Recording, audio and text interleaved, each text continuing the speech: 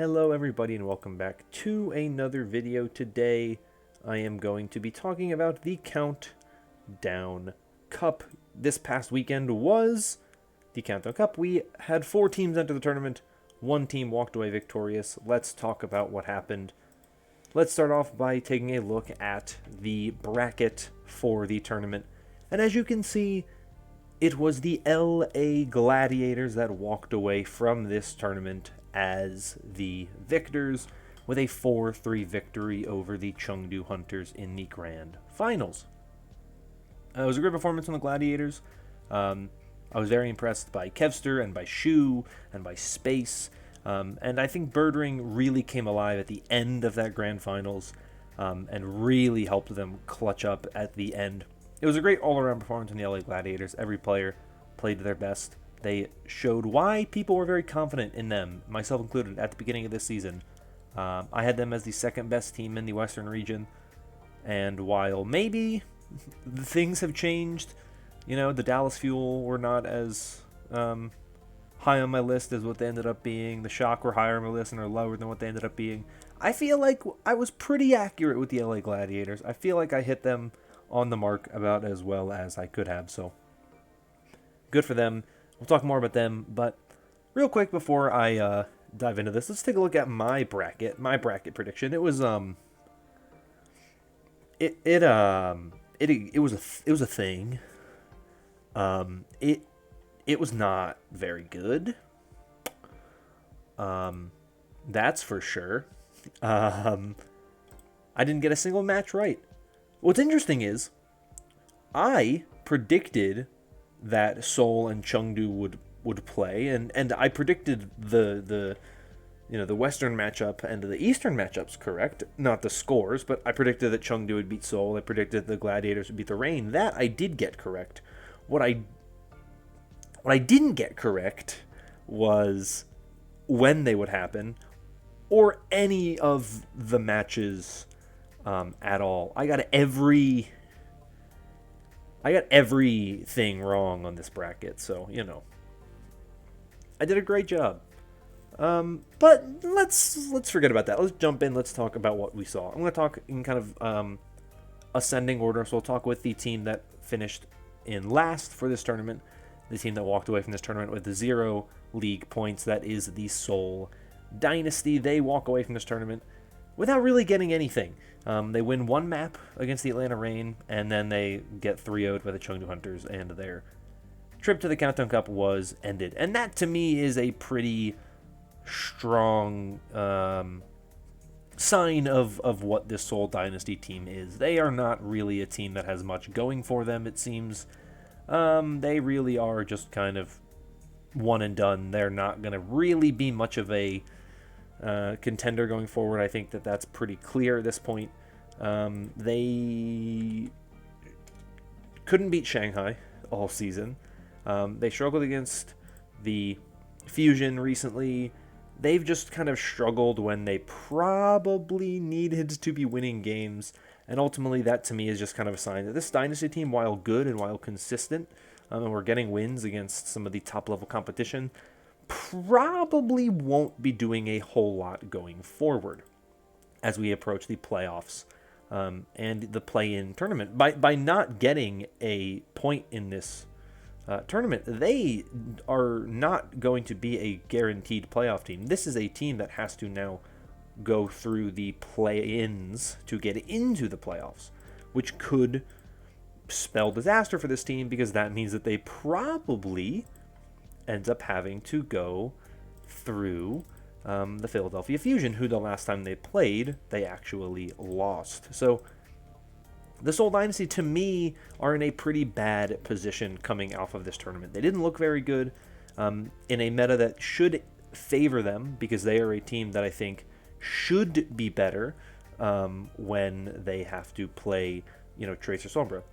Now, I think that they should still be the favorites coming out of that play-in tournament. They played the Fusion twice in the Countdown Cup qualifiers, and they beat them both times. Once it was a reverse sweep, the other time it was just a 3-1, pretty one-sided affair in the actual regional knockouts. So they should still be favorited to get into the playoffs, but the fact that the Fusion have now had the extra time to actually prepare. They'll have had this extra week. Seoul has 2 weeks to prepare for the play-ins. The Fusion have 3.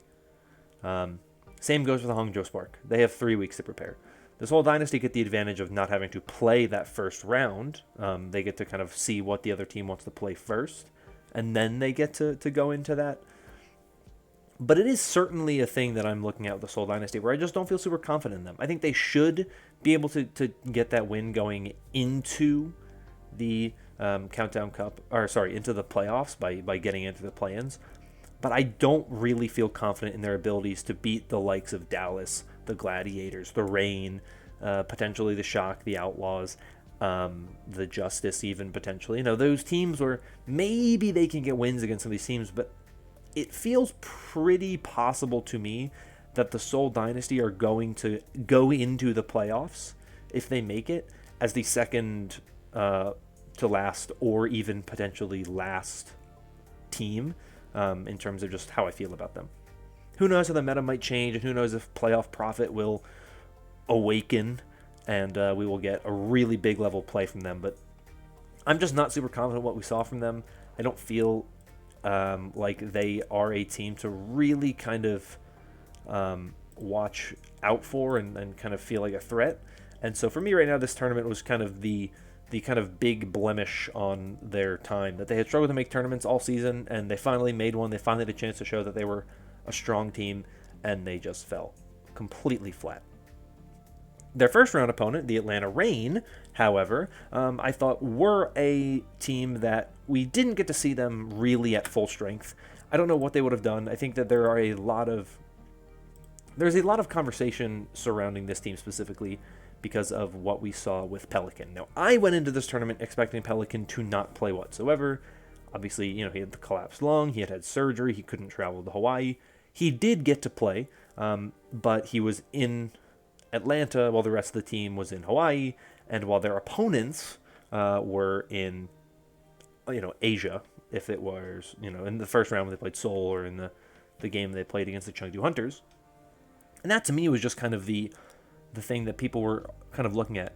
Do I think the Atlanta Reign would have had a better performance if Pelican were not playing on super high ping? Yes, I do. I think that you have to expect that this Reign team would have had a better performance if they didn't have to have their star MVP candidate player playing from the other side of the world, basically. But I don't think it would have been enough for them to win the tournament. They got 3-0'd by the LA Gladiators, and they got 3-0'd by the Chengdu Hunters. I understand how great Pelican is. I do. I think Pelican is one of the best players in the league right now, and I think deservedly so. People are giving him credit for how much he has really had an impact on this Reign team. When they played the Gladiators, it was, Edison and Kai for the most part. We didn't see a ton of Pelican. We saw him, I think, in one map, and then the ping was too high, so they subbed him out. Edison's not a bad player. Yes, he doesn't play the exact same role as Pelican, and so you weren't getting the same highs that you would have gotten with Pelican. But he's no slouch. The Gladiators just looked to me to be the best team this tournament. Chengdu Hunters, Atlanta Reign series, Pelican was playing in that series. And yes, he's still with the high ping, and I think that ultimately that's kind of where the whole situation ended up going, was you have this series where you have two teams going up against each other, where one of the star players is playing on super high ping, and how well is it going to look? But I don't think him playing would have changed the entire course of the series. It just didn't seem like that's the way things were going at that point in time. I think the Reign looked good, but to me, they were the weakest team in this tournament. No, they were going into it. I thought they would be the last place team. Now, a lot of that was because of no Pelican. I thought Seoul would have a better performance, and that didn't end up happening. But I'm really not surprised by the Atlanta Reign's performance with or without Pelican. I think they would have been better with Pelican, but I don't think it changes too much. But I think the Reign are still in a good spot going forward. I think they're still an incredibly strong team. I think they're a dynamic team. They have a lot of really good playmakers, and they're a guaranteed playoff team, so they have time to kind of grind. Pelican has time to recover. You don't have to worry about Pelican being, going through the play-in tournament, season on the line, single elimination series. You don't have to worry about any of that, right? This is a playoff team. They secured a playoff spot by getting the 1 point they managed to get in this tournament, so they don't have to worry about any of that. They're in the playoffs. They are a secured, locked-in playoff team.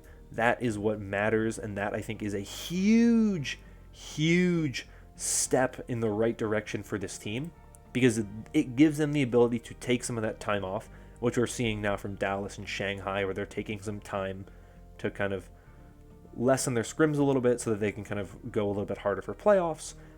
The Reign now, I think there's like a month potentially before playoffs really kick off, so they at least can take like a week or two before play-ins happen, so they can just kind of like lighten their scrim load a little bit and then go hard going as we get really close to playoffs, because who knows what the patch is going to be when playoffs comes around. They don't know for sure yet. So Reign, I think, are still good. They're still a solid team. They were an incredibly impressive team throughout the Countdown Cup.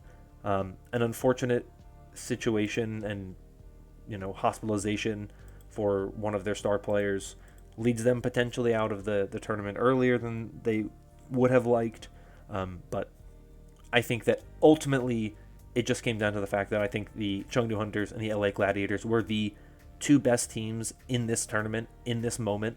And I think that, to me, that is a sign of just the way things were going.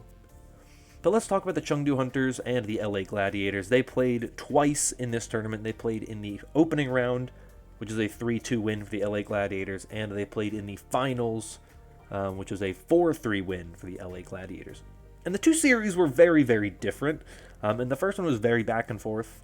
If I remember correctly, I think Chengdu won the first map, Gladiators won the second two, and then Chengdu won the fourth map, and then it was the Gladiators coming up winning the final control map.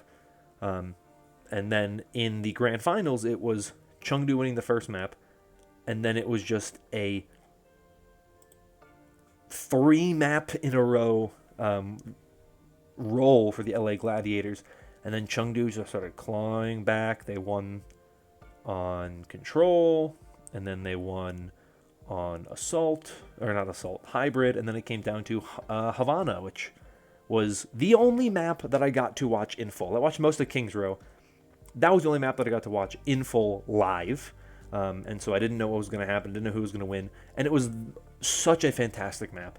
We saw Leave really kind of start turning everything around on King's Row, really starting to bring it to the point where it seemed like the Chengdu Hunters were going to pull this series off, and then we saw the heroics of Birdring, of Kevster, and of course of Shu to win the series for the LA Gladiators.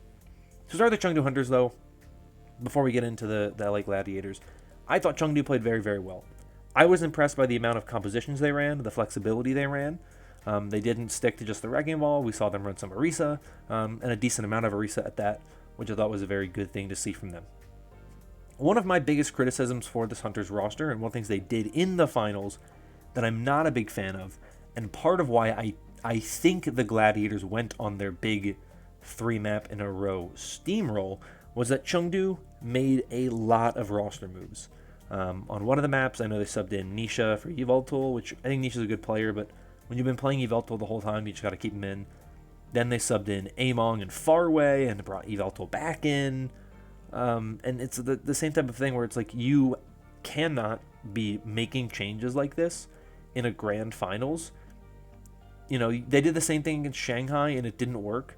This time around, they made the swaps back to their main roster and started to pull the series back in their favor. And I think there is an argument to be made that Chengdu would have actually been more successful if they had just kept in Gaga and Yveltal and Monk for every single map of the series. Now, the question that you have to ask, and I don't know the answer to, is whether or not these were plans that they had in place. Is kind of like, if we get to a point where we get to this map and we're losing and we pick this map, these are the roster swaps we're making. Maybe it was a very specific type of maybe it was a very specific thing, like only if we're losing, at this score on this map, we make this substitution. Maybe they would have picked a different map. I don't know. It's all weird to me. I don't really understand why they made the moves. I don't really like that they made the moves. I wish they hadn't made the moves personally, because I think that the roster looked a lot better when they had the main team that we've been seeing for at least this second half of the season in. Nisha played a lot in the beginning of the season, but was switched mostly for Yveltal down the stretch. And I think Monk has been a very good player all season, and Gaga has been a very good player all season. So I don't really know why they made those moves. And it's strange to me that they made those moves. But the Gladiators still were able to pull off the series, despite the fact that the Chengdu Hunters were pretty explosive at the end of the series. Leave was so good in this series. And I think that the MVP discussion has really, really kind of risen in Leave's favor in a way that I didn't even expect. I mean, I'll give a little kind of like a little bit of a spoiler for all of you. I'm going to have an MVP video out this Friday, because that's when the MVP voting stuff closes. So I'll have kind of decided by then. I have no idea who the MVP is this season. I think it's very tough. I think it's really, really close. I wasn't completely sold on the MVP, candidacy of Leave as like the number one, like clear favorite. But his performances in the Countdown Cup have really risen my opinion of his season. I thought he'd been having a good season, a great season even, and I definitely thought he was like Roll Star level, 100% like one of the best. But did I think he was MVP, over the likes of Lip or Fearless or Shu or Prophet or Hanbin, Sparkle, some of these other players that I think people have really high expectations of, and that people feel are very good candidates for MVP? I wasn't too sure. But after this tournament, I think Leave is definitely one of my top 3 MVP candidates. I think Leave, Shu, Lip, Fearless, Sparkle, those are kind of the ones you're looking at as really kind of high up on this tournament thing. Pelican even. And I think Leave and Shu are the 2 players who, after this tournament, have helped their MVP cases. Both of them have. And we'll talk about Shu in a little bit. But when I see what Leave has been able to do for the Chengdu Hunters, I mean, there were times when they didn't really play Leave. They would sub him out. There were times where they would run like Jinmu, Jimmy, or like Taro Cookie. And it was just weird. And it never really worked as well as I think that the team had hoped it would. But Leave, consider how Chengdu's season has gone, and the fact that the point when they were worst was when Leave couldn't play the Tracer. That was the one time they didn't make a tournament, when Leave couldn't play the Tracer. That's a pretty big thing, don't you think? That the one time they didn't make a tournament was because Leave couldn't play Tracer. And maybe that's not the only reason why. Hangzhou played really well in that stage when they weren't looking very good kind of the rest of the season. Literally, Hangzhou was a 7-win team on the season, and they got 4 of those wins in the June Joust qualifiers. So, it was a kind of flash in the pan for that team. But it was a very, very good season from Leave, and I think that he is definitely one of the leading MVP candidates after this tournament weekend. But the player who I think has had another monumental rise in their MVP stock is Shu, because Shu won this series for the LA Gladiators on Havana. His play on Havana, if you have not seen it, it was one of the most incredible clutches I have seen in a very long time. Actually, I take that back. It's one of the most incredible clutches I've seen since the time Shu did it against the Shock a week ago against in the qualifiers or in the knockouts. Also on Havana. Shu's just really good at Havana. That's what I'm noticing. But it was a very, very massive play from one of the league's best flex supports, arguably the best flex support in the Overwatch League. And this is what the LA Gladiators needed, right? They needed a good, strong tournament performance. They needed to kind of show that they were a very good team this season, that they really had what it took to be one of the best teams in the league. We knew they were a good team going into the season. We all felt good about them. But they lost to the Reign in back-to-back tournament qualifier matches. Well, no, they lost to the Fuel in one, they lost to the Reign in the other. And it was just like, you just felt like this Gladiators team was so good. They should have been able to make it to a tournament. And they finally were able to get that win against the Shock. They were finally able to get that qualifiers that went their way. And they took every instance and every advantage they had, and they just ran with it. They took every opportunity, and they ran with it. And to me, this is the perfect thing for the Gladiators. They are now in a position to succeed going forward. And what's really crucial is that their performance locked them up for the playoffs. Not the play-ins, the playoffs. And because they got first place in the tournament and got 3 additional points, they even jumped the Atlanta Reign. The Atlanta Reign, a team that made 3 tournaments, still finished in the standings below the LA Gladiators, who made 1, because the Gladiators won the Countdown Cup. Which is a big deal because the Atlanta Reign had the record tied with the Gladiators. They had the exact same record, the exact same differential. I don't know who would have won the tiebreaker. I think it would have been the Reign because they won every time the Gladiators played in the regular season. So I think it would have been the Reign. So the Gladiators now give themselves a better playoff positioning because of their performance. And they pushed the Shock down into the play-in. So it was a huge weekend for them. They needed to do well to kind of put their team in a really good position going forward, and they did it. They did everything they needed to do and more, and I'm incredibly impressed by what I saw from this team. I think they are peaking at the right time. You want to be good at the end of the season. You don't want to be good at the beginning of the season and then fizzle out for the rest of the season. Gladiators had a rough start in their first week of play. A lot of people kind of wrote them off. But I never gave up hope. I knew the Gladiators would come back. I knew they'd be a strong team. And they proved it, getting a Countdown Cup win and their first ever tournament win and first ever tournament finals appearance. In all of these seasons of Overwatch League, they've been a good team for a while. They'd never had a tournament finals appearance. Neither do the Atlanta Reign. They haven't made one yet. And neither do the Outlaws, the Justice, or the Defiant. But who cares? This is the Gladiators moment. They managed to get the win, so they are looking good as we head into the postseason. Real quick, I've been talking about playoffs and play-ins. Let's take a quick look at the standings, and I can kind of show you where things stand right now. So, as you can see on each of the regions, there are 2 different lines. There's a solid line and then a dotted line. That solid line marks the teams that are locked in for the top 8 playoff teams. So there are 5 of those teams. In the Western region, it is the Dallas Fuel as the top seed in the Western region, finishing with 17 points, 11 wins, and 6 tournament points. Then you have the Gladiators at 11-5 plus 20 with 14 points. That is 11 wins and 3 additional tournament points. And the Atlanta Reign at 11-5 plus 20 with 13 points with 2 additional tournament points. And in the East region, the Shanghai Dragons are the number 1 seed overall with 20 points, 12 points from wins, and 8 additional points from tournament appearances.